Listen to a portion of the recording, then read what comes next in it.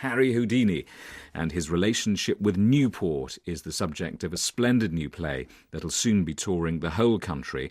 A regular little Houdini tells the story of Houdini's escapades on his 2 visits to the city in the early 20th century. The play's been written and will be performed by the Newport-born actor Daniel Llewelyn-Williams, who I'm delighted to say is with me in the studio this morning. Dan, morning, welcome, lovely to see you. How come you sit down and write a play about Harry Houdini? Was this something you were always burning to do? Good morning, Jamie. Not really, no. I started off researching a theatre in Newport called the Lyceum Theatre, which unfortunately was knocked down in 1969. Absolutely amazing Victorian theatre.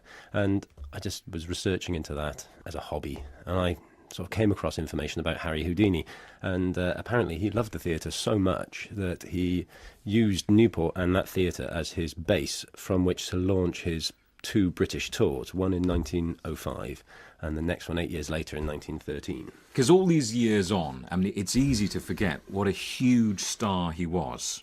Oh, absolutely massive. And the medium of print was essential at this point, because he really did sort of ride the early waves of PR. He used the early form of print and these stunts, if you will. The first stunt he pulled, he got himself arrested. In Newport? In Newport. He got himself arrested. He posed as a drunk on the docks in Newport, and they arrested him. They put him in Pill Police Station. He challenged the duty officer to lock his clothes in the next cell, because these people didn't know who he was, by the way, because at that point print didn't show photographs, so they just had illustrations. Nobody knew what Harry Houdini looked like.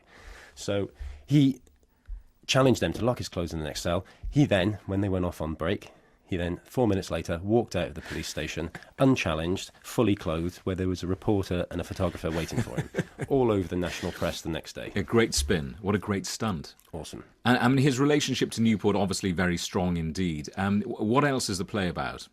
The play is also, it's told through the eyes of a young boy who grows up between these 2 visits of Harry Houdini. The second time Harry came in 1913, he pulled an equally audacious stunt where he jumped off Newport Bridge tied up in chains, and there's 20,000 people hanging off Newport Bridge, just there, desperate to catch a glimpse of the famous man. Now, our boy grows up between those two dates, which is 8 years of the biggest industrial growth in Wales, during which point our boy sees the building of the Transporter Bridge and the Newport Docks disaster. And that was 1909, wasn't it? I mean, what happened in the Newport Docks disaster? Because this is touched on in the play, isn't it? It was a horrendous accident, and not many people really know much about it today. Basically, they were building what at the time was the biggest sea lock in the world, and they had to excavate the riverbed of where the Usk meets the Severn. The Usk and the River Ebwy converge on the Severn, and so they dammed off the estuary, drained the basin and excavated down below the level of the seabed, 50 feet below that. So this trench was 100 feet long, 30 feet wide. It collapsed on top of 50 men who were building the timber work to hold this trench apart. They were using the most modern engineering techniques at the time. It was totally unexpected. It was a freak accident, and 39 men died. Now, you obviously love this city, you love the story, and for an actor, I mean, it's a great actor's part, isn't it? Oh, well, certainly. I mean, in the show, I actually play Harry as well, even though for 90% of the show, I am the young boy growing up from the age of 10 to the age of 18, idolising Houdini throughout this period. And the boy does everything to emulate Houdini. That's his dream, although he comes from a lowly Docklands background. His father's a docker, his dad's a policeman, and everybody in that age was expected to conform to as they are today, really, as well. But back then, to have dreams of something like emulating Houdini or working in show business was absolutely unrealistic. It's a one-man show, isn't it? I mean, you pretty much play all the characters yourself. I mean, presumably that's quite a challenge for an actor to be on stage that much. Well, indeed, yeah. But I mean, I wrote it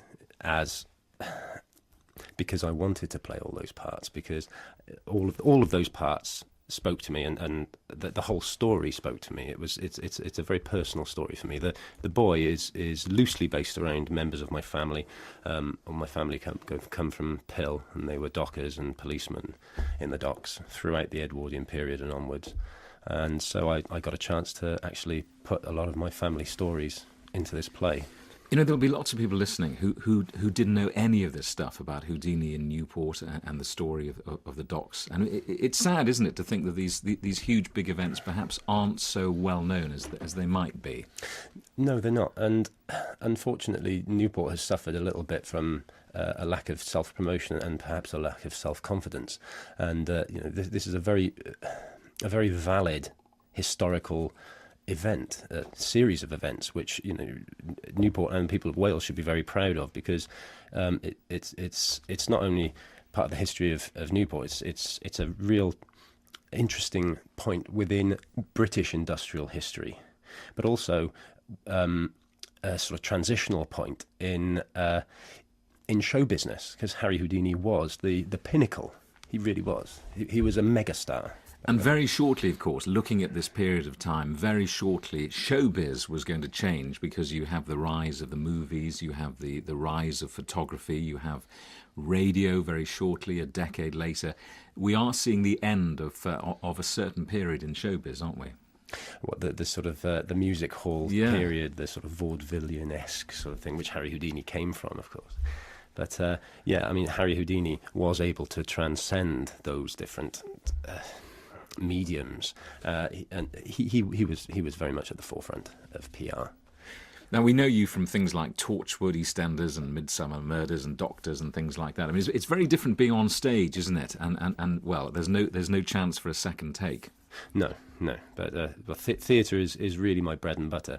I mean, I've been doing a lot of work at Theatre Clwyd over the years, and in the West End, a lot of Shakespeare, and that is the.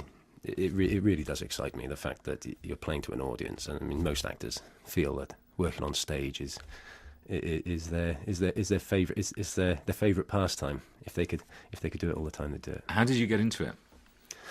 Well, I was a rugby player. I got injured, and I decided to do drama in school, and then I sort of fell into it really by accident. So you're on tour all over Wales. Tell us where you're going and when and where we can find out more.